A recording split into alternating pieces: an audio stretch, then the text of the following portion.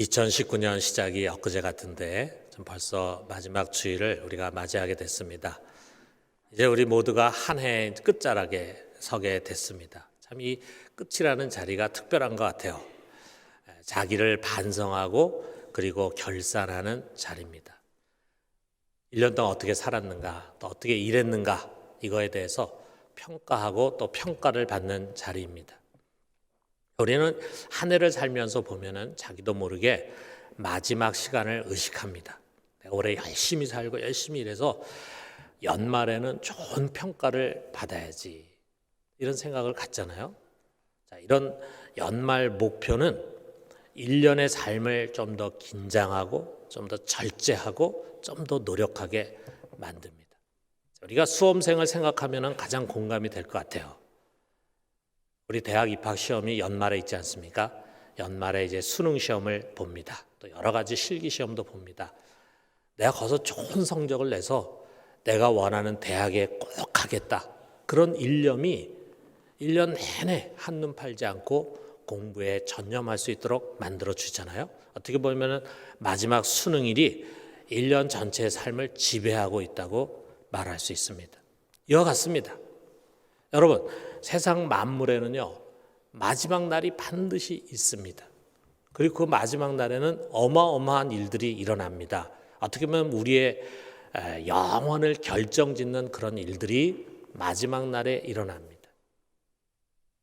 그 마지막 날에 승자가 되는 사람이 인생에 승리한 사람이에요. 그렇기 때문에 여러분, 우리는 신앙생활을 하면서 항상 언제 올지 모르는 그 마지막 날을 생각해야 합니다. 그리고 그 마지막 날에 서서 지금을 바라보는 그런 안목을 가져야 합니다.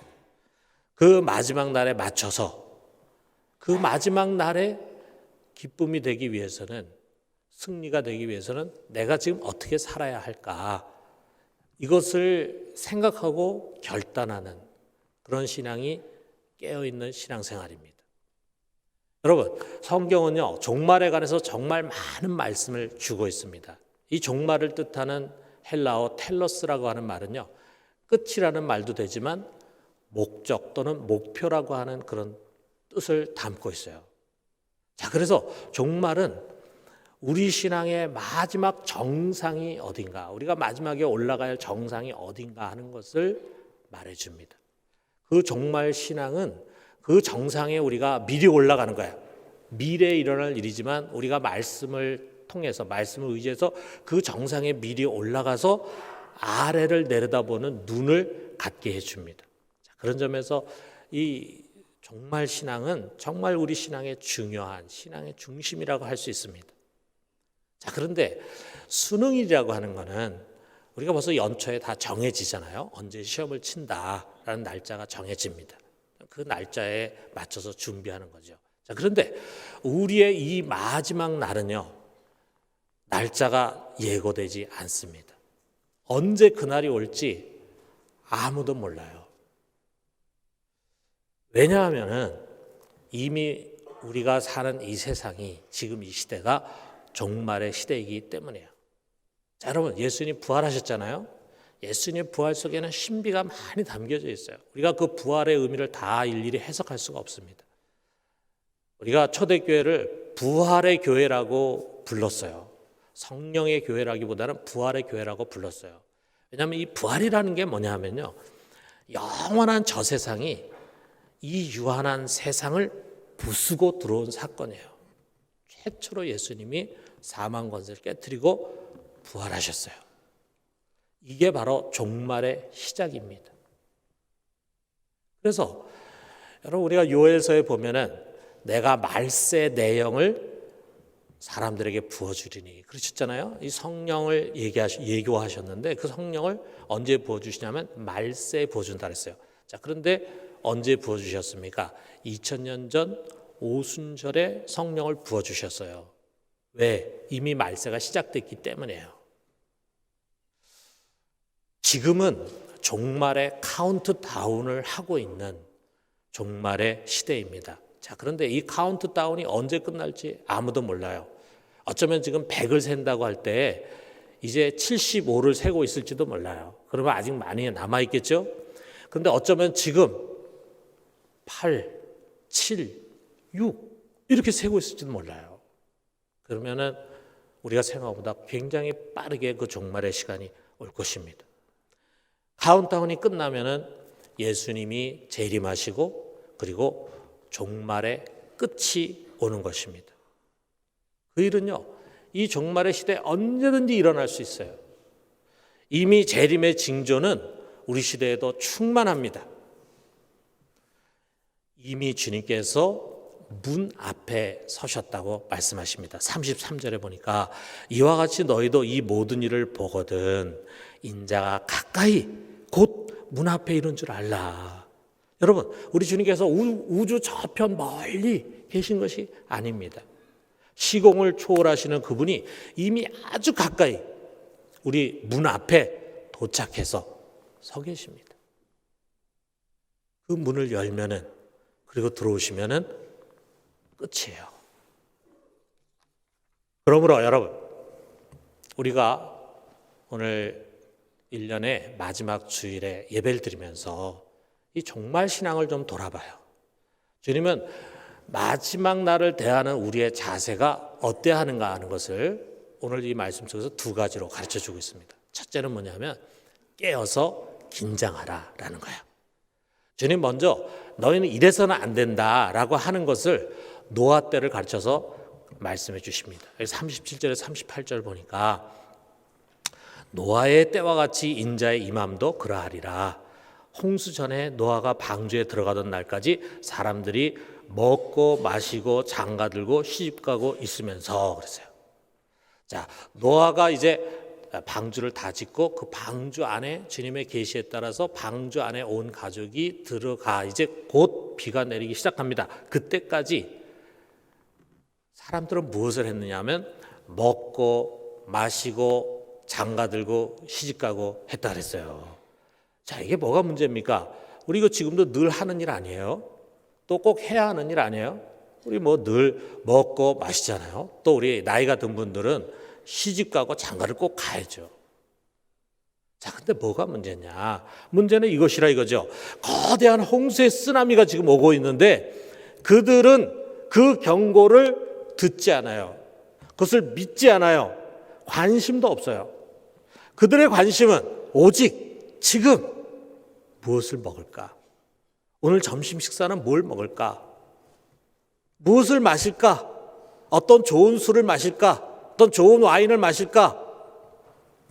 결혼하고 장사하고 돈 벌고 즐기는 데 있었다 이거예요. 거대한 쓰나미가 몰려오고 있는데 오늘도 이런 류의 지극히 현세적인 교인들이 너무 많습니다. 그 속에 아무 긴장감이 없어요.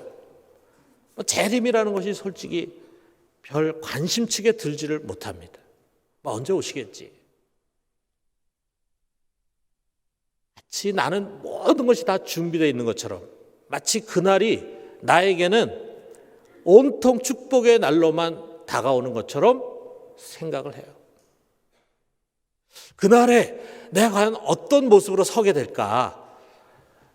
이런 질문이 있는데 현실 문제도 바빠 죽겠는데 내가 지금 그런 걸 생각할 땐가?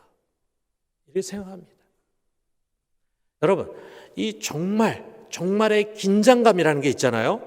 지금 그분이 저기 가까이 문 앞에 서 계세요. 저 문이 언제 열릴지 몰라요. 여러분, 뭔가 긴장감이 느껴지지 않습니까? 약간의 두려움이 섞인 그 긴장감, 그것을 여러분과 내 속에 심어주려고 하는 분이 누굽니까? 목사가 아닙니다. 바로 이 말씀을 하시는 예수님의 예수님, 주님께서 다시 오겠다고 약속하신 주님께서 말씀하시는 거예요. 너는 지금 반드시 그런 긴장감을 갖고 살아야 한다. 긴장감. 여러분, 전쟁터를 한번 생각해 봐요. 전쟁을 하면은 전방 있고 후방이 있잖아요. 혹시 여러분 중에서 막 전쟁을 하고 있는 그런 나라에 가보신 분이 있는지 모르겠어요.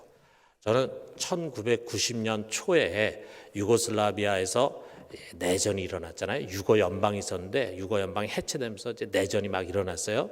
자, 그랬을 때 이 크로아티아라고 하는 나라에 그 안에 또 세르비아 사람들이 살았어요.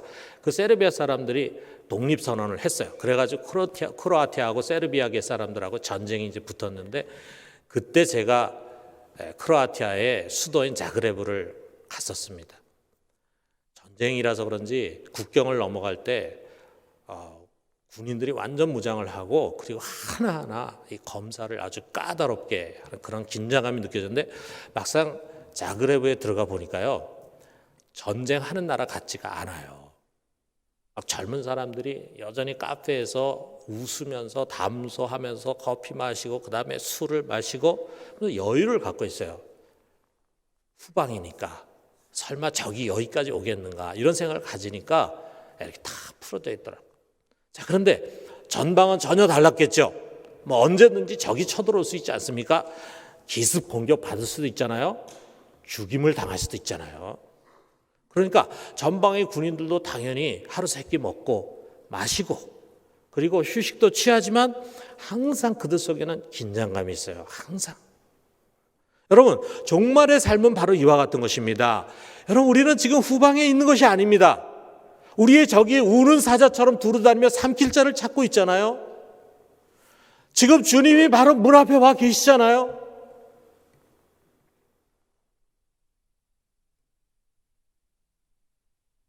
우리는 그렇게 풀어져서 신앙생활을 하는 사람들이 아닙니다. 여러분과 내 속에 이 긴장감이 있어야 합니다. 그렇다면은 우리가 어떻게 해야 되는가? 우리가 종말 신앙을 맞이해서 그러면은 이제 곧 오실 주님을 맞이하기 위해서 어떻게 해야 되나? 내가 하던 일 다 내려놓고 그리고 산으로 들어가야 되나? 기도원에 가서 기도하면서 기도에 전념하면서 곧 오실 주님을 기다려야 되나? 그게 종말 신앙인가? 이렇게 잘못 알고 있는 사람들이 있고 그렇게 가르치는 사람들이 있습니다. 자, 거기에 대한 답을 우리 주님이 주시잖아요. 40절에서 41절에 보니까 그때 두 사람이 밭에 있음에 한 사람은 데려가고 한 사람은 버려둠을 당할 것이요, 두 여자가 맷돌질을 하고 있음에 한 사람은 데려가고 한 사람은 버려둠을 당할 것이니라. 자, 남자들은 밭에 가서 일합니다. 여자들은 집에서 맷돌질을 하면서 가사일을 합니다. 늘 반복하는 일이죠. 뭐 지금은 안 그렇지만 옛날만 해도 남자들은 밖에 나가서 일하고 직장에 가서 일하고 여자들은 집에서 가정을 돌보면서 가사일을 하잖아요. 반복하는 그런 일상의 일이죠. 근데 바로 거기서 주님을 맞이하게 되는 거예요. 우리 일상의 삶 가운데서 우리는 마지막을 맞이하게 됩니다. 주님이 곧 오신다고 해서 우리가 하는 일을 다 내팽개치고 무슨 특별한 곳에 가서 특별한 일을 하는 거 아니에요. 우리가 해야 할 그 평범한 일들을 하는 겁니다. 자, 그런데 여러분 생각해 보세요. 밭에 두 사람이 나가 있어요. 두 사람이 같이 밭을 갈아요. 아마도 우리가 상상할 때 그 두 사람은 친구라든지 아니면은 서로 이웃되는 사람들이겠죠. 그래서 서로 밭에 가서 서로 도우면서 일하니까 겉으로 보면은 뭐 다를 것이 없는 사람들이에요. 자, 집에서 아낙네 둘이 서로 같이 맷돌을 갑니다. 같이 이웃 사람이겠죠. 여러 가지 재미있는 담소를 나누고 농담도 하고 이렇게 하면서 하겠죠. 뭐가 다릅니까? 자, 그런데 밭에 두 사람이 나가서 일하고 안에서 맷돌질을 두 여자가 하고 있는데 한 사람은 데려감을 당하고 한 사람은 버려둠을 당할 것이다. 똑같이 일하고 있는데 어떤 사람은 주님이 오시는 날 주님을 영접하고 맞이하면서 구원을 받는 것이고 어떤 사람은 구원을 받지 못하고 버림받는다. 자, 이유가 뭡니까? 여러분, 이유가 뭐라고 생각합니까? 여기 한 사람은요, 일하면서도 오실 주님을 기다리면서 깨어 있어요. 자기가 하는 그 일이 하나님과 무관한 일이 아니에요. 그런데 다른 사람은요, 그 일이 전부입니다. 하나님하고 아무 상관이 없어요. 그분이 오시는 것을 기다리지 않습니다. 이것이라 이거예요. 무슨 일을 하느냐가 중요한 것이 아니라 마지막 날을 의식하고 긴장하고 사느냐, 이것이 중요한 것입니다. 자, 그런데 우리가 여기서요, 이 마지막 날이라고 하는 걸 생각할 때 그 마지막 날이 재림의 날만은 아닙니다. 우리가 죽는 날도 마지막 날이에요. 여러분 한번 생각해 보세요. 죽으면 끝입니다. 죽으면 다시 믿음 가질 수도 없어요. 믿음을 가질 기회도 없어요. 죽으면 우리가 심판받을 운명을 바꿀 기회도 없어요. 우리가 다시 복음을 좀 전해서 전도하고 선교해야지라는 생각을 가져도 더 이상 기회가 주어지지 않습니다. 내가 좀 더 영적으로 성장했어야 되는데 후회해도 소용이 없습니다. 내가 좀 주의 일을 위해서 더 많이 헌신했어야 되는 건데 이야기해도 소용없어요. 이제 더 이상 기회가 주어지지 않습니다. 죽음으로 끝입니다.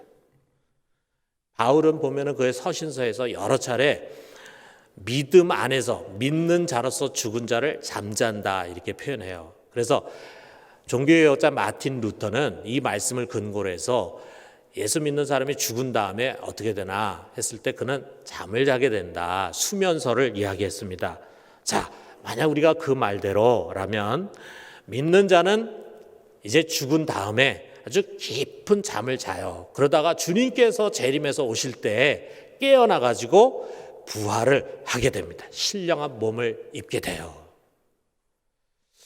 아마 거기서 그 잠을 잘 때는요, 어떤 시간의 감각을 잃어버릴 거예요. 그래서 잠깐 잔 것처럼 생각하는데 벌써 몇십 년, 몇백 년의 세월이 흐른 거예요.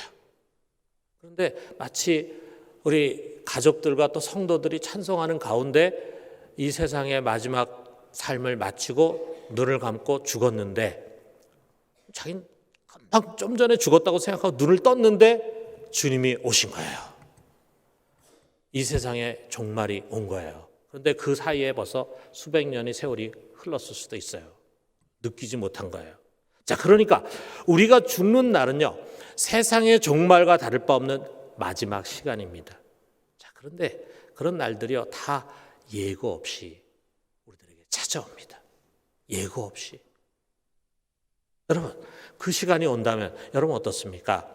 준비가 돼 있습니까? 구원받을 믿음을 갖고 있습니까?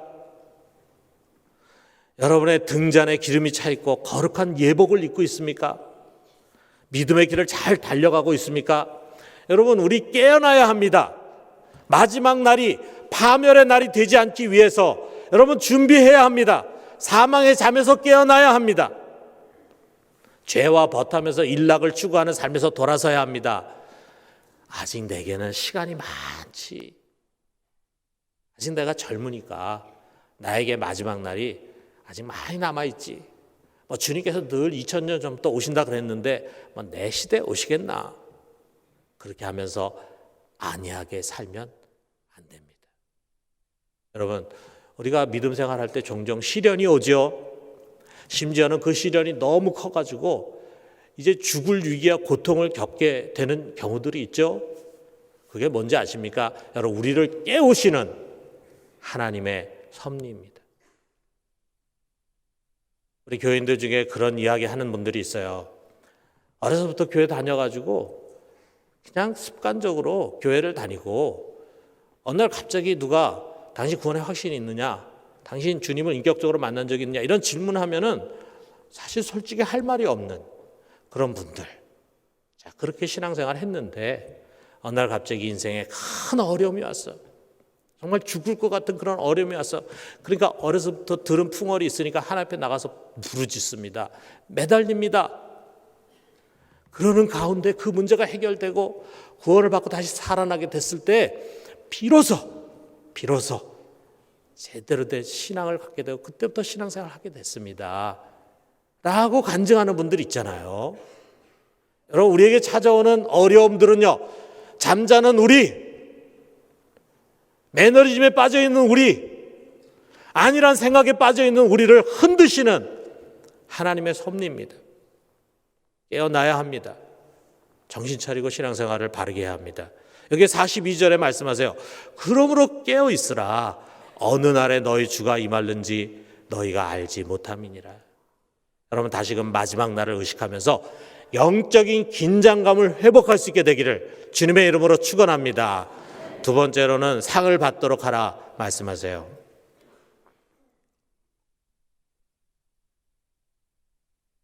주님께서 또 이렇게 말씀하십니다. 46절에 보니까 주인이 올 때 그 종이 이렇게 하는 것을 보면 그 종이 복이 있으리로다. 주님께서 오시는 날, 다시 말하면 마지막 날에 이러이러한 자는 복이 있을 것이다 라고 하는 얘기는 마지막 날에 너도 복을 받아야 된다 라고 하는 말씀이죠. 자, 주인이 돌아왔을 때 이야기는요, 성경에 여러 곳에 있습니다. 특별히 여러분 달란트 비유 있잖아요. 자, 달란트 비유, 달란트를 주고 주인이 멀리 떠났다가 다시 돌아왔어요. 그랬을 때 5달란트, 2달란트 받은 자들에게 주님 뭐라고 그러십니까? 착하고 충성된 종아. 그들을 칭찬하시죠. 또 그들에게 상을 주시죠. 그리고 그들을 주님의 영광 가운데로 초청하십니다. 여러분, 종말은 우리에게 두려운 날이 아니에요. 구원이 완성되는 날이에요. 우리의 육신까지도 성량이 됩니다. 우리 영은 지금 성량되어 있지만 우리 육신이 성량되지 않다 보니까 우리가 끊임없이 죄의 유혹을 받고 이 육신이 연약합니다. 그런데 이 육신이 성량이 돼서 우리가 영광의 몸을 입게 되고, 그리고 우리를 괴롭히던 죄와 질병과 고난과 죽음이 다 사라지고 그야말로 새 하늘과 새 땅에서 영원히 살게 됩니다. 그 시작이 바로 이 마지막 날이에요. 자, 그렇다면 여러분 생각해 보세요. 그 날에 부활한 모든 성도들이 동일한 대우를 받게 될까? 평생 오직 주님만을 위해서 좁은 길 가고 십자가 길 가고 자기 가진 모든 것을 다 헌신하고 그렇게 살면서 심지어는 순교한 그런 사람과 평생 자기 마음대로 살다가 그냥 마지막에 병상에서 죽기 바로 전에 예수 믿는다 고백하고 세례받고 죽은 그런 사람, 또는 예수를 오랫동안 믿었지만 평생 자기만을 우선하면서 산 세속적인 신앙인, 그런 세 부류가 다 똑같이 대우를 받는 거, 여러분 그것은 공평하지 못합니다. 여러분, 우리가 구원이라고 하는 것은 오직 예수 그리스도의 공로로 값없이 받아요. 우리 노력으로 구원받을 수 있는 것이 전혀 아니에요. 그렇지만 상급은 다릅니다. 우리 중에 분명 어떤 사람은 마지막 날에 우리 주님으로부터 의의 면류관을 받게 될 것입니다. 말로 다 할 수 없는 칭찬과 상급을 받게 될 것입니다. 어떤 사람이 그럴까요? 주님 말씀하십니다. 45절에 보니까 충성되고 지혜 있는 종이 되어 주인에게 그 집사람들을 맡아 때를 따라 양식을 나눠줄 자가 누구냐? 내가 진실로 너에게 이르노니 주인이 그의 모든 소유를 그에게 맡기리라. 그는요, 충성된 사람이에요. 충성된 사람, 신실한 청지기가 돼가지고 지혜롭게 주인의 집을 돌보면서 하인들에게 때를 따라서 양식을 나눠줘. 그래서 그 하인들이 건강을 유지해가지고 주인의 집을 위해서 힘쓰도록 해주는 지혜로운 청지기예요. 이처럼 여러분, 마지막 날에 큰 칭찬과 상급과 영광을 기대하는 사람은요, 평생 주님께 충성된 자로 살아갑니다. 뭐 반짝 한때 뜨겁게 뭘 하다가 시간 지나면 식어버리는 그런 사람이 아니고 평생 충성스럽게 살아갑니다. 자기에게 주신 직분에 충실할 것입니다. 맡겨진 재물과 시간과 은사를 가지고 사람들을 섬깁니다. 무엇보다도 우리에게 주신 특별한 은혜, 이 생명의 복음을 부지런히 전할 것입니다. 자신에게 주신 재물을 가지고 가난한 자들을 돌보고 선한 사업에 힘쓸 것입니다. 하나님의 영광과 그의 나라와 뜻을 위해서 고난과 수고를 마다하지 않고 헌신하는 것입니다. 왜 다른 사람처럼 좀 쉽게 살고 편하게 살고 움켜쥐면서 내 배를 채우면서 살지 않고 이처럼 짧은 인생을 고생하면서 수고하면서 나눠주면서 헌신하면서 희생하면서 살아가는가? 그 이유가 뭡니까? 여러분, 수험생을 생각하면 답이 쉽게 나와요.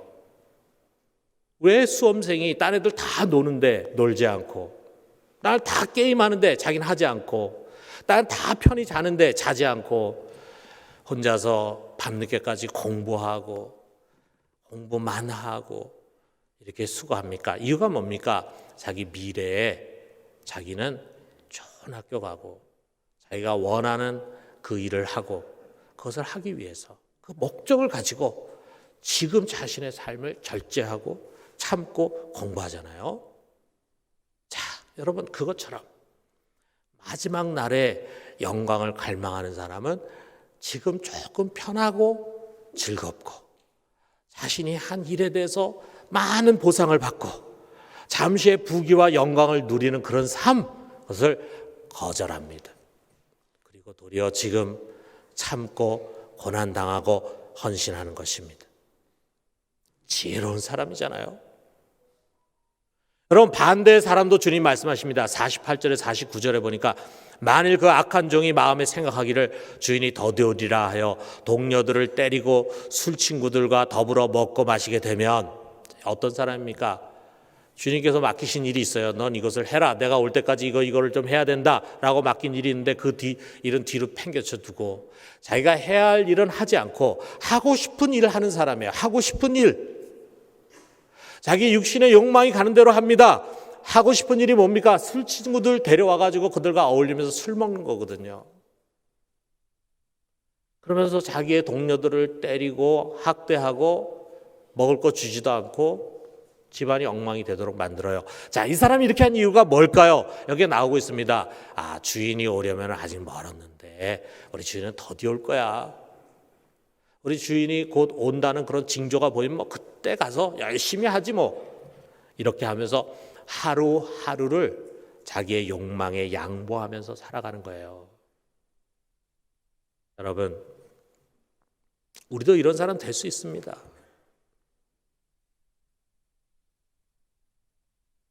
주님께서 주신 거룩한 사명을 망각하고 그저 자기의 유익과 편함과 즐거움과 영광만을 쫓아가는 사람, 이웃의 피로 아픔을 외면하면서 나와 나의 가족의 행복만을 위해서 전력 질주하는 사람, 죽어가는 영혼들에 대해서 아무런 책임의식이 없는 사람, 주님의 몸된 교회와 그의 나라를 세우는 것에 별 관심이 없는 사람, 신앙인이라고 하면서도 여전히 자기가 제일 중요한 사람, 우리 그런 사람으로 살 수 있습니다.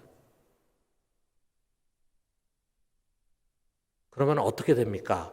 여기 50절 51절에 주님께서 또 말씀하십니다. 생각하지 않은 날 알지 못하는 시각에 그 종의 주인이 이르러 엄히 때리고 외식하는 자가 받는 벌에 처하리니 거기서 슬피 울며 이를 갈리라. 슬피 울며 이를 갈리라.